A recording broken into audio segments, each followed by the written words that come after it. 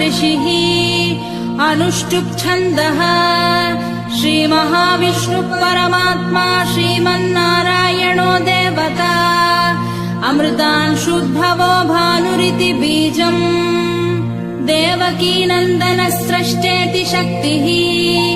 उद्भवः क्षोभणो देव इति परमो मन्त्रः शङ्खभृन्नन्दकी चक्रीति कीलकम्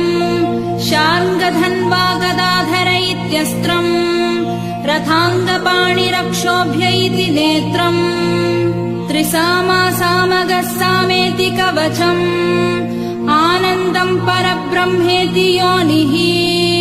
ऋतुः सुदर्शनः काल इति दिग्बन्धः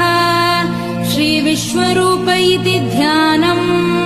श्रीमहाविष्णुप्रीत्यर्थे सहस्रनाम जपे विनियोगः।